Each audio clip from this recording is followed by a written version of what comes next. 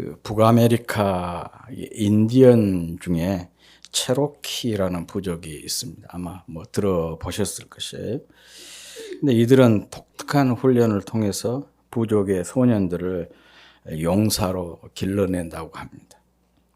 어렸을 때부터 사냥, 정찰, 또 물고기 잡는 기술 등을 배우고, 그리고 성인이 되기 위해서는 마지막 시험을 치룬다. 독특한 일종의 성인 의식인데 아주 독특한 그 성인 의식을 치르게 되는데, 이 성인 의식을 치르기 위해서 아버지는 아들을 멀리 떨어진 깊은 숲속으로 데리고 간다고 합니다. 그리고 아들의 눈을 가린 채 홀로 그 숲속에 남겨둬요. 그 숲속에서 혼자 밤을 보내도록 한 것이죠. 지금까지 이 소녀는 가족과 부족을 떠나본 적이 없었습니다. 언제나 가족과 부족이 이 안전한 울타리가 되어 주었는데, 이날 밤만큼은 눈이 가려진 채 아침이 밝아올 때까지 숲속에서 혼자 밤을 지새야 했습니다. 이게 이제 소위 말하면 이 체로키 부족의 그 소년들의 그 성인 의식인 것이죠. 한번 상상을 해보십시오. 어린 소년이 깊은 숲속에 홀로 눈이 다 가려진 채 버려졌다, 남겨졌다. 사방이 모든 것이 그에게는 두려움으로 다가왔을 것입니다. 바람 소리, 또 그 바람에 갈리는 나무 소리, 또 낙엽 소리, 풀벌레 소리, 그뿐이겠습니까? 또 각종 짐승의 소리. 아무튼 그 눈을 가리고 있으니까 더 그런 소리들에 예민할 수밖에 없었을 것이고, 얼마나 이 소년이 떨고 있었을지 충분히 짐작이 되는 그런 대목입니다. 그렇게 밤을 홀로 이겨내야 진정한 남자로 거듭나는 것이죠. 그렇지만 이 공포의 밤이라고 하는 것이 항상 끝없이 진행이 되는 것이 아니라 끝나는 시점이 있지 않겠어요? 드디어 이제 밤이 지나고 새벽 미명이 동이 틀 때 스스로 가렸던 눈을 헝겊을 풀고 새롭게 이렇게 새벽을 맞이하는 또 그 마음에 어리지만은 큰 감동이었을 거예요. 그 숲을 사이로 스며드는 햇볕, 또 풀향기, 꽃향기, 또 아침에 지저귀는 새소리, 이 모든 것들이 정말 죽었다가 다시 태어나는 그런 기분이 아니었을까 싶습니다. 그런데 그때 이 소년이 또 깜짝 놀라게 하는 사건이 하나 있었어요. 보니까 조금 멀찍이 사람이 있는 거예요. 자기를 다 이렇게 주시하고 있는 사람이 있어요. 사실 그런 곳에서 두려운 것은 짐승보다 더 두려운 게 사람 아니겠어요? 얼마나 놀랬겠어요. 그런데 자세히 보니까 그 사람이 다른 사람이 아니고 자기 아버지였어요. 이 아버지가 그 일정한 거리를 두고 밤새 이 아들을 지켜보고 있는 거예요. 아버지도 그러니까 뜬 눈으로 그 밤을 지샌 것이죠. 혹시라도 아이에게 무슨 일이 일어날까? 그러면 즉시 달려와서 도와주려고, 또 안아주려고, 그렇게 밤새 뜬 눈으로 이 아버지가 지켜보고 있었던 것입니다. 부모가 어떤 존재인지, 가족이 무엇인지를 잘 보여주는 이야기가 아닌가 싶어요. 부모는 힘들고 어려운 일을 함께 하면서 곁에서 나를 지켜봐주는 존재. 그게 바로 부모인 것 같아요. 그리고 가족은 지켜봐주는 누군가가 거기 있다는 사실을 알려주는 것. 이게 바로 가족이 아닌가 싶습니다. 제가 이것을 안 것은 늦게 알았어요. 한 30살쯤 되었을 때 이 사실을 깨닫게 됐어요. 형이 돌아가시고 그 일로 아버지가 충격을 받아서 한 2개월 후에 아버지가 돌아가시고, 그 큰 두 개의 사건을 겪으면서 제 삶에 형이나 아버지나 크게 존재감이 없다고 생각을 했어요. 아버지는 제가 어렸을 때 할아버지니까 학교에 방문을 했는데 제가 안 나갔어요. 누가 그런 얘기를 해요. 야, 어떤 할아버지가 와가지고 너를 찾아왔더라. 그런데 딱 생각하니까 우리 아버지인 거예요. 예, 그때 나가면은 친구들에게 이제 우리 아버지라는 것이 소문이 나니까 제가 안 나갔어요. 참 그게 그렇게 미안했거든요. 형도 저하고 뭐 나이 차이가 많으니까 별로 그렇게 형의 존재감을 못 느꼈어요. 그런데 막상 두 분이 돌아가시고 나니까 이분들이 내 삶에 있어서 소중한 그 버팀목이었고 또 울타리였구나 하는 생각을 제가 그때 했습니다. 그때가 30살이었습니다. 이게 철이 늦게 든 것이죠. 우리 주변에 보면 참 그런 사람들이 많이 있어요. 나는 혼자다. 또 아무도 내 곁에는 사람이 없다. 이게 그 현대인들의 특징이라 그렇게 얘기하잖아요. 오늘날 현대인들의 그 주택 구조를 보면 아파트 중심이지 않습니까? 아파트 중심이고 그래서 사람들이 한 곳에 이렇게 집약적으로 살고 있어요. 그런데도 사람들은 항상 이 외로움을 가지고 있어요. 나는 혼자다. 함께하는 사람이 아무도 없다. 그래서 어떤 분이 그런 얘기를 하더라고요. 이 외로움이라고 하는 것은 현대인들의 고질병이고 또 하나의 장기와 같은 것이 현대인에게 있어서 외로움이다. 그러니까 이 외로움이 현대인들의 키워드라는 얘기죠.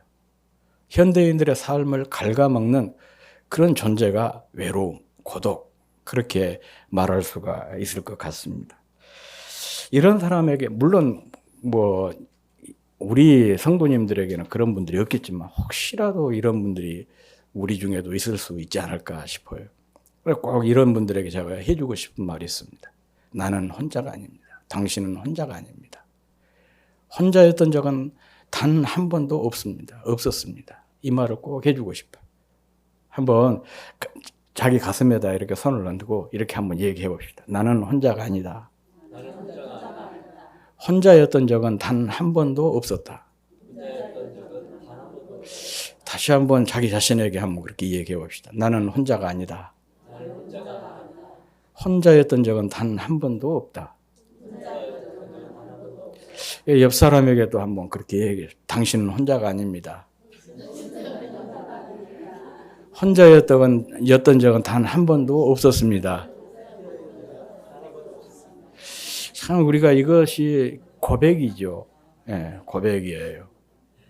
어쩌면 이거 단순한 것이지만 단순한 것이 아니고 우리 영혼의 소중한 보약과 같은 말이 이게 아닌가 싶어요. 나는 혼자가 아니다. 혼자였던 적이 단 한 번도 없다. 정말 그렇습니다. 적어도 우리 성도에게 있어서는 더욱 그렇습니다.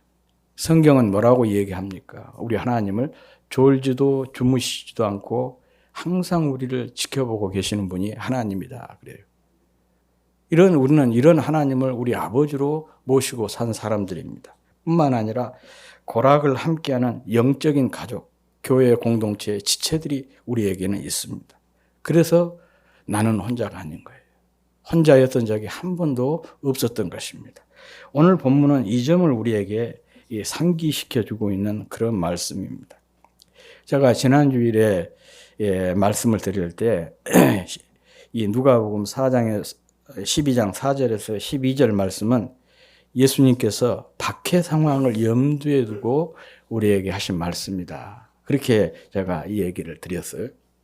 그러니까 사실 이 문단이 4절부터 12절까지가 한 문단인데 제가 지금 쪼개서 3번 설교를 하고 있어요.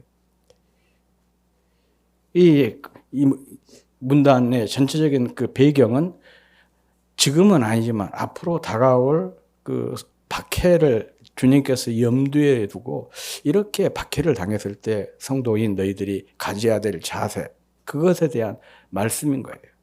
오늘 본문도 마찬가지입니다. 특별히 11절, 12절 말씀이 이것을 잘 보여주고 있는데 우리 같이 한번 읽어보겠습니다. 시작. 너희를 회당이나 위정자나 권세 있는 자 앞에 끌고 가거든 어떻게 무엇으로 대답하며 무엇으로 말할까 염려하지 말라. 마땅히 할 말을 성령이 곧 그때에 너희에게 가르치시리라. 예, 그렇습니다. 예수를 믿는 것 때문에 혹은 내가 예수 믿는다라는 사실을 공개적으로 고백하는 것 때문에 회당이나 위정자나 권세 있는 사람 앞에 끌려갔을 때 가져야 될 자세에 대한 말씀이 입니다. 이때 무엇으로 어떻게 대답하고 무엇으로 말할까 염려하지 말라는 것입니다. 성령께서 마땅히 할 말을 가르쳐 주실 것이기 때문입니다. 그러면 이 말이 무슨 뜻일까요? 성령께서 마땅히 할 말을 가르쳐 주신다. 바로 이것은 결코 우리를 박해의 현장에 홀로 두지 않겠다. 그런 말씀인 것입니다. 혼자가 아니라 성령께서 함께 하신다는 것입니다. 성령께서 함께 하시면서 가르쳐 주시고 또 생각나게 하시고 마땅히 내가 무슨 말을 할 것인지 그 말씀을 하게 하신다는 것입니다. 그러니 어떤 박해나 박해자 앞에서 주눅 들거나 또 염려하지 말라. 그런 주님의 격려의 말씀인 것입니다. 사실 성경을 보면 성령이 함께해서 마땅히 할 말을 하게 하신 역사가 기록이 되어 있어요. 사도행전에 보면 그런 내용이 잘 나타나고 있습니다. 사도행전은 그런 책 아니겠어요? 성령이 을 통해서 교회가 시작이 되고 또 그 교회가 성령을 통해서 이 확장되어 나가는 과정을 보여주고 있는 책이 바로 사도행전입니다.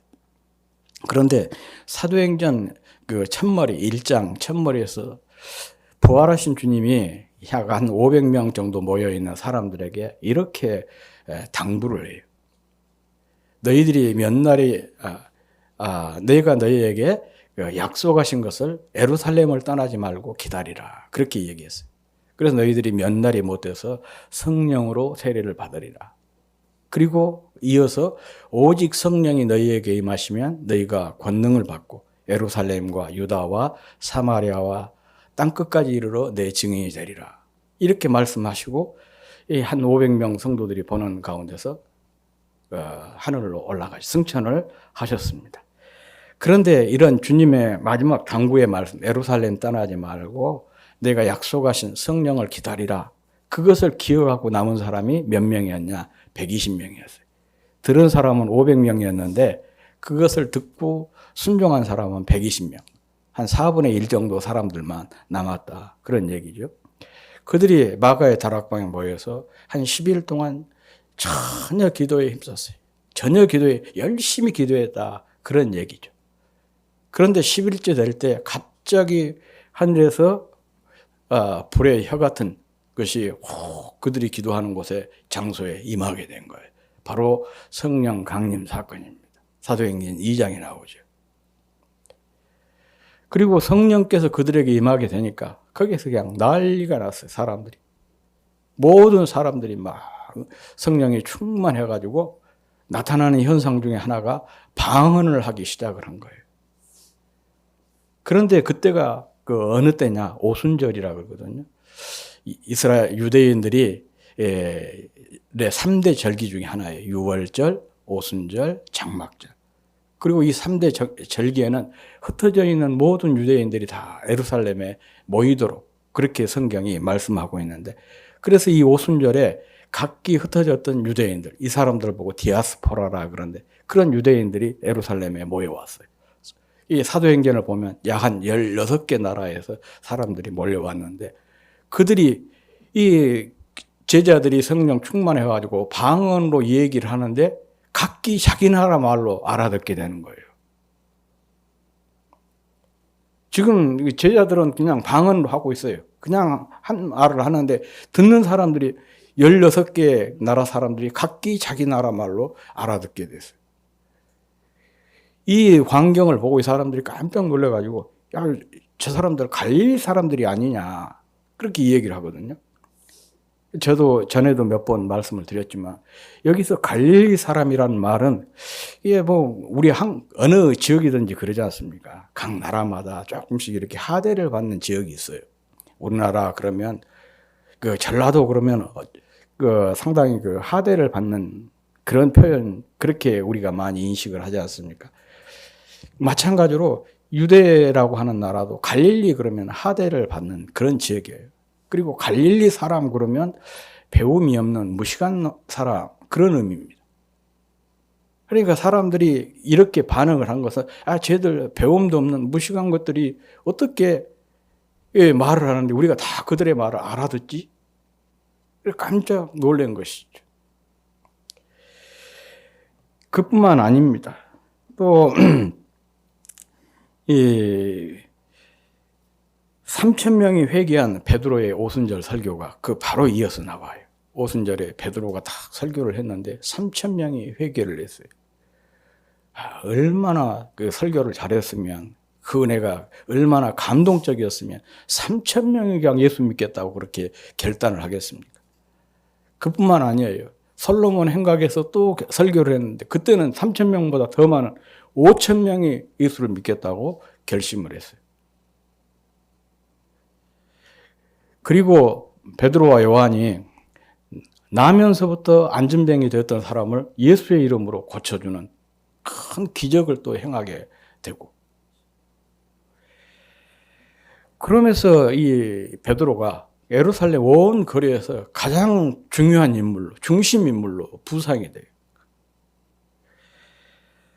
그러니까 그 당시 종교 지도자들이 베드로와 요한을 잡아다 가두고, 그러면서 이런 말을 합니다. 그들이 하는 말이에요. 당시의 교권자들이. 그들이 베드로와 요한이 담대하게 말함을 보고 그들을 본래 학문이 없는 범인으로 알았다가 이 학문이 없는 이러한 평범한 사람으로 보았다가, 그런 뜻이에요.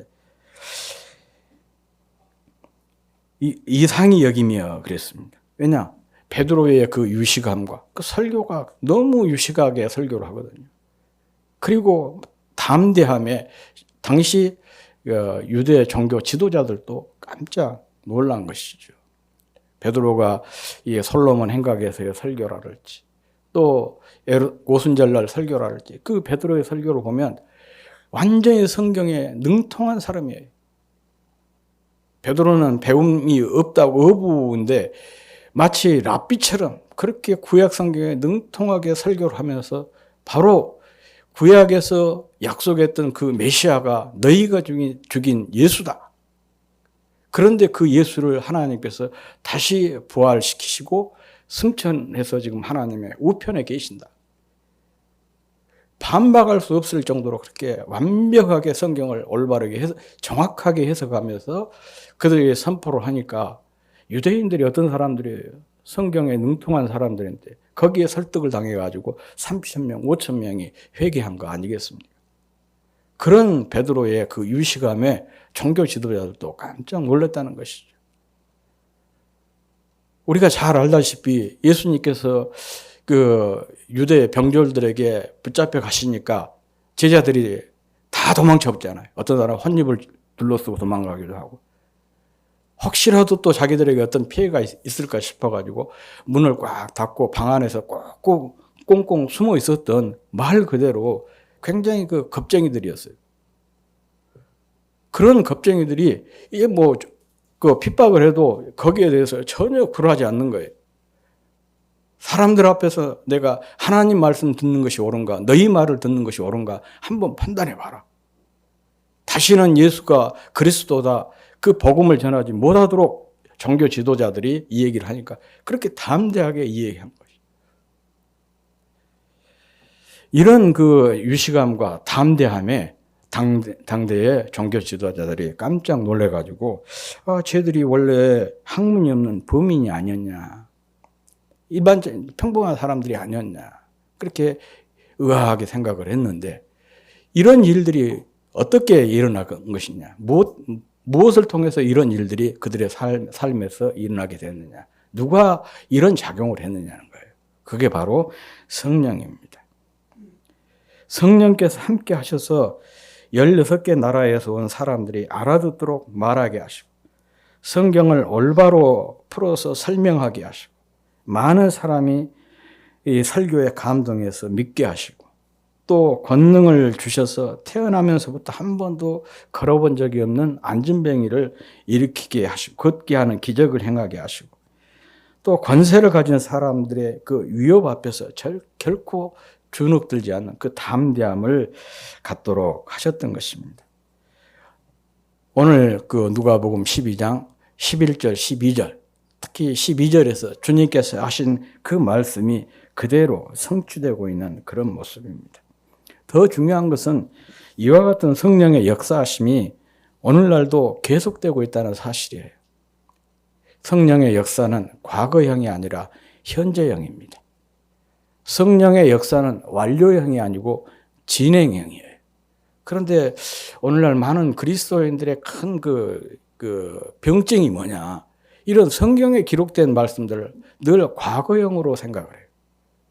이미 지나가 버린, 완료가 되어버린 완료형으로 생각을 하고 있습니다. 그렇지 않습니다. 성경의 말씀은 과거형이 아니라 현재형이고 완료형이 아니라 진행형이에요. 특별히 성령의 역사하심은 더욱 그렇습니다. 성령에 대한 이와 같은 그 사실을 우리가 알게 되면 10절 말씀이 또 자연스럽게 이해가 돼요. 사실 4절에서 12절 말씀 중에 이 10절 말씀이 참 문제가 생기거든요. 왜 갑자기 이렇게 박해에 대한 얘기를, 그 자세를 얘기를 하면서 성령 회방죄를 얘기를 할까? 그냥 읽으면은 이 10절 말씀이 독립된 그 교훈처럼 여겨져요. 이 독립된 교훈인데 이 앞뒤로 이렇게 연결이 잘 안 되는 거예요. 그래서 성경을 읽을 때 조금 우리에게 의아심을 갖게 하는 말씀이 바로 10절이거든요. 그런데 같은 말씀이 마태복음과 마가복음에도 나와요. 그런데 마태복음과 마가복음에서는 이게 연결이 돼요. 거기에서는 예수님께서 하신 일이 이 마귀의 대장, 사단의 대장에 힘을 입어가지고 이렇게 병자도 고치고 눈먼 자도 고쳐주시고 그렇게 당시 유대 종교 지도자들이 예수님의 사역을 폄훼했거든요. 그때 주님께서 하신 말씀이 성령을 회방하는 것은 이 세상과 오는 세상에서도 사함을 받지 못한다. 그렇게 말씀하셨어요. 그러니까 거기서 자연스럽게 연결이 되는데 오늘 본문에서는 딱 그런 전후사정이 전혀 없어요. 그리고 그런 어떤 배경 없이 그냥 딱 이 얘기를 말씀을 하고 있습니다. 그런데 이 말씀을 깊이 읽으면 이 말씀은 바로 11절, 12절 말씀과 연결이 되는 것이고 이렇게 주님께서 10절 말씀을 말씀하신 이유는 10절에 누구든지 말로 인자를 거역하면 사하심을 받으려니와 성령을 못 오가는 자는 사하심을 받지 못하리라 이렇게 말씀하신 것은 성령의 중요성을 역설적으로 지금 강조하고 있는 것입니다. 그리고 이 말씀을 또 교리적으로 이렇게 따져보면 당연해요. 예수님을 구주로 시인하는 것이 고백하는 것이나 또 예수님이 없다. 예수님은 하나님의 아들이 아니고 하나님이 아니고 구주가 아니고 그냥 인간이다. 그런 식으로 예수님을 거역하는 그런 모든 것이 다 성령과 관련이 있어요.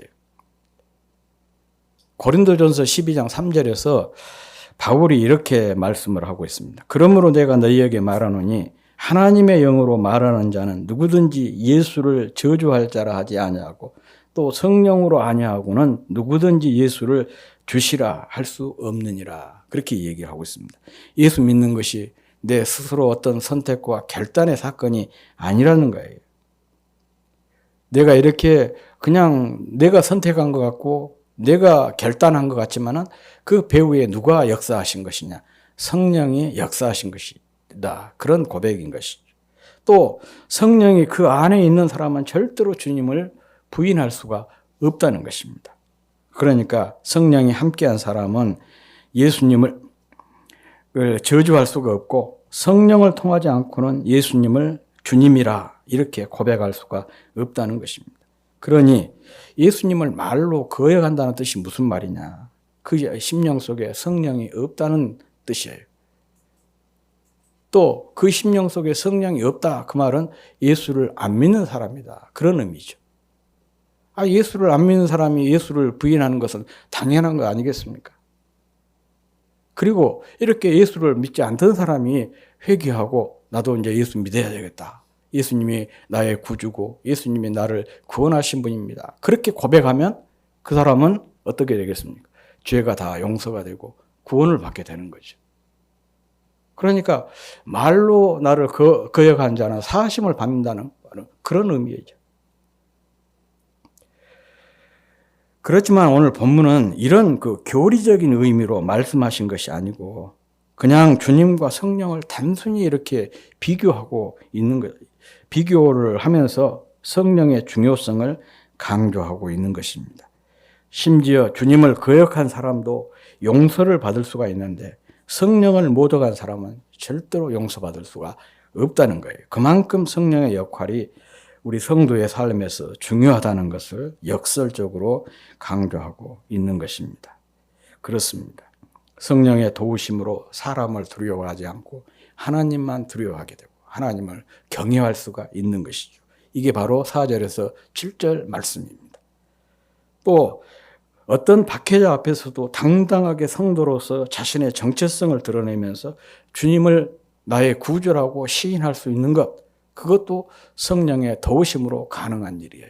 그게 바로 8절에서 9절 말씀입니다. 또 어떤 위험한 상황에도 염려하지 않게 되는 것, 그게 바로 오늘 본문 말씀인 것입니다. 그러므로 이런 성령을 못 얻어가는 것은 성령과의 모든 관계를 차단하는 것이기 때문에 모든 기회가 다 닫히고 마는 것입니다. 회개할 수도 없고 주님을 믿을 수도 없습니다. 그래서 어떤 영적인 혜택도 누릴 수가 없게 되는 것이죠. 그러니 성령을 못 얻어가는 것이 이 세상과 오는 세상에서도 절대 용서받을 수가 없는 가장 심각하고 큰 죄가 되는 것입니다. 성령은 우리와 함께 하시고 우리 안에 계시고 그리고 우리를 위해 계신 분이십니다. 다정하게 우리와 함께 우리 안에 함께 계시면서 우리를 가르쳐 주시고 또 진리의 말씀을 알게 하시고 깨닫게 하시고 또한 주님께서 가르쳐 주신 이 말씀들이 늘 생각나게 하시는 분, 그가 바로 성령이십니다. 우리가 감당할 수 없는 우리 능력이 미치지 못하는 우리가 직면한 문제를 해결해 주시는 분도 성령이신 것입니다. 그러므로 신앙생활이 뭐냐? 신앙생활은 성령과 함께하는 삶입니다. 그래서 늘 우리가 살면서 성령을 환영하고 성령을 인정하고 성령에 민감한 삶을 살아야 되는 것이죠. 우리가 기도하고 말씀을 읽고 하는 것도 다 마찬가지예요. 이게 바로 성령의 통로입니다. 기도가 성령의 통로고 말씀이 바로 성령의 통로예요. 우리가 말씀으로 늘 무장되어 있고 늘 기도 생활을 충실하게 하게 되면 성령의 통로가 우리 안에 어떻게 되겠습니까? 18차선, 36차선처럼 그 대로가 열리게 되는 것이고 그래서 우리 성도의 삶이 강건한 그런 삶을 살 수가 있게 되는 거예요. 그래서 우리가 늘 말씀을 읽자, 말씀을 듣자, 말씀을 보자, 공부하자, 묵상하자 그런 얘기고 또 무시로 기도하자 그렇게 한 이유가 바로 그거예요. 성령의 통로가 되니까. 그래야 우리가 정말 성령이 나와 함께하고 성령이 내 안에 계시고 그 성령께서 나를 위해서 일하신다는 것을 피부로 느끼면서 경험하면서 능력 있는 성도의 삶을 살아낼 수가 있기 때문에 그런 것입니다. 어느 날 밤 어떤 사람이 꿈을 꾸었대요. 주님과 함께 해변을 걷는 그런 꿈이었습니다. 하늘 저편에 그가 살아온 인생의 장면들이 이렇게 막 번쩍이면서 비춰주었습니다. 그리고 그 한 장면씩 지나갈 때마다 그는 모래 위에 난 두 쌍의 발자국을 보았습니다. 하나는 자기 발자국이요, 다른 하나는 주님의 것이었습니다. 인생의 마지막 장면이 비쳤을 때 그는 모래 위에 발자국을 쭉 돌아보게 됐는데 자기가 걸어온 길에 발자국이 한 쌍밖에 없는 때가 많다는 사실을 알게 되었습니다. 그리고 그때가 어느 때였느냐? 자기가 살아오면서 인생에 가장 힘들고 어려운 고난의 시기, 시련의 시기라는 것 또한 알게 되었습니다. 그리고 나니까 마음이 굉장히 불편했어요. 그래서 이 사람이 주님께 이렇게 물었습니다. 주님께서는 제가 주님을 따른 후에 절대로 떠나지 않겠다, 그렇게 약속을 하셨는데, 그런데 지금 보니까 제 삶의 가장 어려운 시기에는 한 쌍의 발자국밖에 없습니다. 제가 주님을 가장 필요로 했던 시기에 주님은 왜 저 혼자 두신 것입니까? 섭섭합니다. 그런 얘기를 했어요. 그때 주님께서 미소를 지으며 그에게 대답해 주셨습니다. 나의 소중하고 소중한 아들아, 나는 너를 사랑하기 때문에 너를 버리지 않는다. 자세히 한번 봐라. 내 시련과 고난의 시절에 한 쌍의 발자국이 누구의 것인지를, 그것은 네 발자국이 아니라 내 발자국이다. 내가 너를 업고 간 것이기 때문이다. 그렇게 말씀을 하셨다는 것입니다. 앞에서 말한 대로 우리는 자주 나는 혼자다, 나와 함께하는 사람은 아무도 없다, 그렇게 생각하면서 탄식할 때가 참 많습니다. 그러나 우리가 주님을 믿은 이후 혼자였던 적은 단 한 번도 없었습니다. 주님께서는 성령을 통하여 항상 우리와 함께 하시면서 때로는 업어주시고 또 때로는 안아주셨습니다. 지금도 그렇고 앞으로도 계속해서 그럴 것입니다. 우리는 주님 등에 업힌 존재이고 주님 품에 안긴 존재입니다. 이 얘기를 지금으로부터 2700년 전에 선지자 이사야라고 하는 분이 아주 실감나게 말씀을 했어요. 이사야서 46장 3절 4절에 보면 이런 말씀이 있습니다. 야곱의 집이여, 이스라엘의 집에 남은 모든 자여, 내게 들을지어다. 배에서 태어남으로부터 내게 안겼고 태에서 남으로부터 내게 업힌 너희여, 너희가 노년에 이르기까지 내가 그리하겠고 백발이 되기까지 내가 너희를 품을 것이라. 내가 지었은즉 내가 업을 것이요 내가 품고 구하여 내리라. 이 말씀은 이스라엘 백성에게만 해당되는 것이 아니고 오늘 예수님을 주로 고백한 모든 사람들에게 해당되는 그런 말씀입니다. 그 주님께서 성령을 통해서 우리에게, 선지자를 통해서 우리에게 들려주신 말씀입니다. 배에서 태어남으로부터 내게 안겼고 태에서 남으로부터 내게 업힌 너희가 노년에 이르기까지 내가 그리하겠고 백발이 되기까지 내가 너희를 품을 것이라. 내가 지었은즉 내가 업을 것이요 내가 품고 구하여 내리라. 매일의 삶 속에서 업어주시는, 안아주시는 주님의 은혜를 깊이 경험하고 또 이 은혜를 다른 사람들에게 이렇게 증거하는 그런 삶이 되었으면 좋겠습니다.